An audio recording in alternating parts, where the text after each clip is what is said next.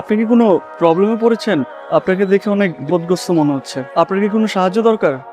আপনি আবার আমাকে বিরক্ত করতে এসেছেন। আপনি প্লিজ চলে যান।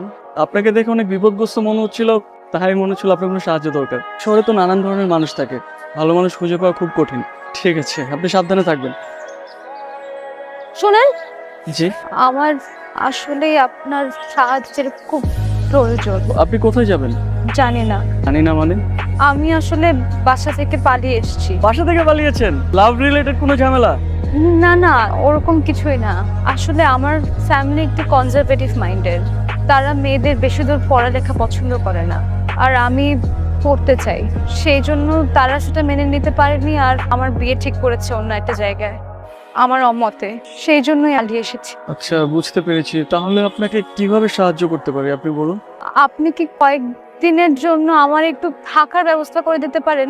হুট করে আপনাকে কোথায় থাকার ব্যবস্থা করে দেব? আপনার প্রবলেমটা তো খুবই জটিল। আমি এখন কি করবো আমি কিছু বুঝতে পারছি না। এভাবে মেয়েটাকে একা রাস্তায় কিভাবে ফেলে যায়? এই প্রথম কোনো মেয়েকে দেখে এতটা ভালো লাগছে, তাছাড়া একটা মায়াও কাজ করছে। বাসায় নিয়ে যাবো, আপাতত সেটাই বলি। আচ্ছা, আপনি কিছু না মনে করলে আপনি চাইলে আমার সাথে আমার বাসায় যেতে পারেন। 2টা বেডরুম আছে, মাঝে মধ্যে মা গ্রাম থেকে আসলে আমার সাথে থাকে আর কি। আপনার যদি কোনো আপত্তি না থাকে তাহলে আমাকে বিশ্বাস করতে পারেন। এই মুহূর্তে আপনাকে বিশ্বাস করা ছাড়া আমার আর কোনো উপায়ও নেই। আপনি শিওর? চলুন তাহলে, আসেন।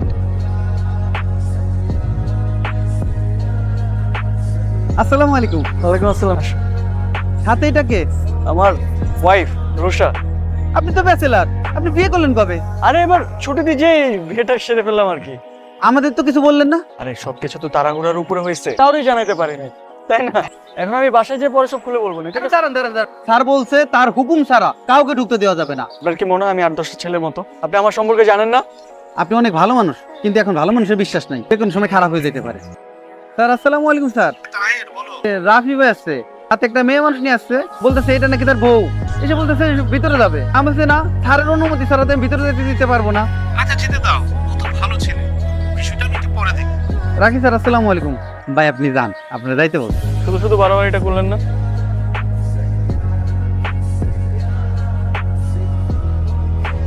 আপনি এখানেই থাকবেন, কোনো টেনশনের কোনো কিছু নেই।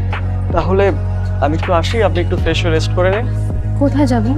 আমি বাড়িতে একটু খাবার দাবার নিয়ে আসি, আপনি একটু রেস্ট নিন, কোনো সমস্যা নেই। আপনি মনে হয় জামা কাপড় আনতে ভুলে গেছেন। আসলে ভয়ে আনতে পারিনি।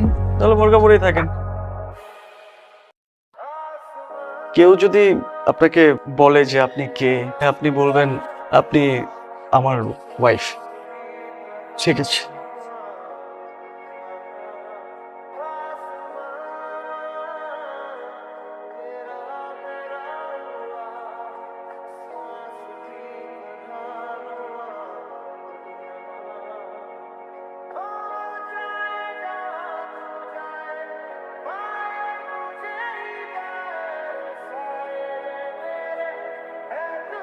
আপনাকে আমি কি বলছিলাম?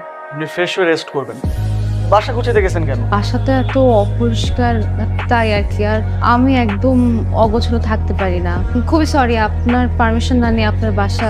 ওকে, ব্যাচেলারের বাসা পৌঁছেনি তো। এখানে আমাদের দুপুরের খাবার, বাজার আর মেয়েদের কিছু ড্রেস আছে। আমার অবশ্য মেয়েদের ড্রেসের ব্যাপারে কোনো আইডিয়া নাই, কখনো কিনি নাই তো। আপনি পরে যে পছন্দ করে কিনে নিতে পারবেন। আপাতত এখান থেকে একটা পরে নেন। শুধু শুধু কেন জামা কাপড় আনতে গেলেন? কি দরকার ছিল? আপনি কি ডিসিশন নিছেন? সারা জীবনে একই জামায় থাকবেন? না, তা তো বলিনি। আপনি যান।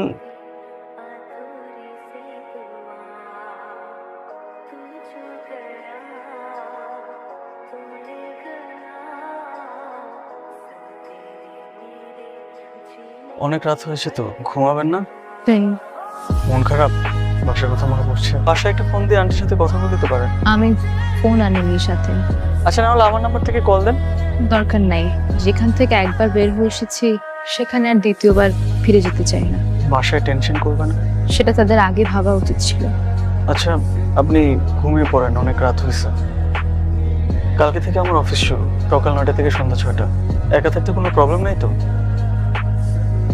Good night.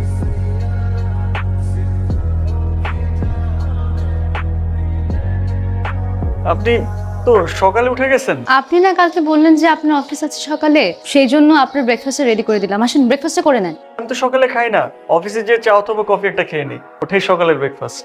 আপনি হালকা কিছু খেয়ে নেন। আপনি যেহেতু বলছেন একটু তো খেতে হবেই। শুধু শুধু এসব করতে যাচ্ছেন। না না, খেয়ে নেন। এটা কি?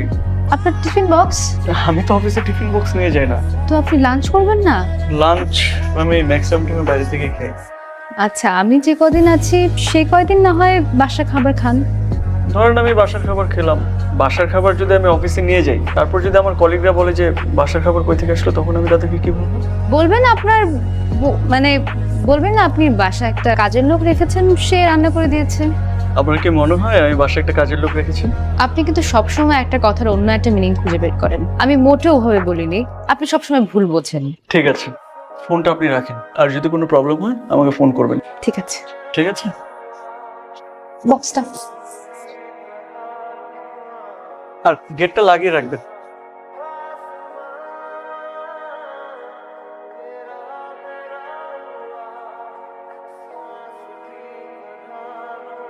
পুরো বাসাতে আপনাকে খুঁজলাম, কোথাও আপনি নেই, তাই ভাবলাম আপনি হয়তো বা ছাদে এসেছেন। আর আমার মন খারাপ থাকলে আমি সোজা কফি নিয়ে ছাদে চলে আসি। থ্যাঙ্কস। মনটা কি বেশি খারাপ? কিছু মানুষ মন খারাপ করলে তার চেহারা সেটা বোঝা যায়। মানুষের জীবনটা অনেক অদ্ভুত। জীবনে কখনো কখনো এমন কিছু ঘটনা ঘটবে আপনি হয়তো সেগুলো কখনো কল্পনাও করতে পারেননি। এসব ছোট ছোট ঘটনা নিয়েই তো জীবন, আর এইসব ছোট ছোট ঘটনাকে আপনি যত মনে রাখবেন তত পিছিয়ে পড়ে যাবেন। এইসব ঘটনাকে ভুলে যে সামনে আগে যাওয়াটাই ভালো।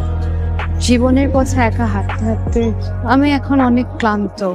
অন্ধকার দিশাহীন পথে কোথায় যে যাচ্ছি নিজেই বুঝতে পারছি না।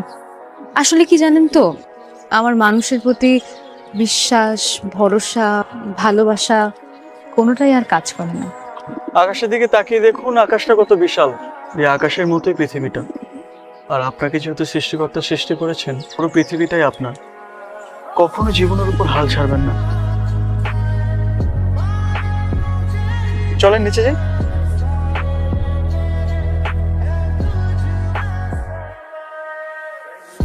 চাচা, আপনি?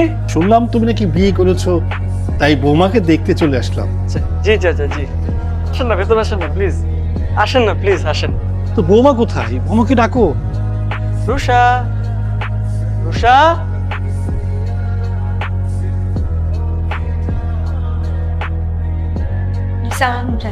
ওয়ালাইকুম আসসালাম। বৌমা তো দেখতে খুবই সুন্দর, আমাদের দুজনকে খুব মানিয়েছে। রাফি তো আমার ছেলের মতো, খুব ভালো ছেলে। তুমি খুব ভাগ্যবতী যে রাফির মতো একটা ছেলে পেয়েছো। আমি দোয়া করি তোমরা যেমন সারা জীবন একসাথে সুখে শান্তিতে থাকতে পারো। আমাদের জন্য দোয়া করবেন। অবশ্যই অবশ্যই। এখন উঠি বাবা। চাচা, আপনি চাটা খেয়ে যাবেন না? এখন থেকে যে কোনো সময় চায়ের আবদার নিয়ে চলে আসবো। বৌমা যাই। জি চাচা, আবার আসবেন কিন্তু। ঠিক আছে, রাফি উঠি। হ্যাঁ, আচ্ছা, আপনার ঢাকাতে কোথাও ঘুরতে যাওয়ার ইচ্ছে করে না? এই শহরটা ঘুরে দেখার খুব ইচ্ছে আছে। ঠিক আছে, তাহলে আপনি কালকে বিকেল আপনি রেডি থাকবেন, আমি আপনাকে নিয়ে বাইরে ঘুরতে যাবো। ঠিক আছে? কালকে? হ্যাঁ হ্যাঁ, কালকে। সত্যি? হ্যাঁ। আচ্ছা ঠিক আছে। ঠিক আছে।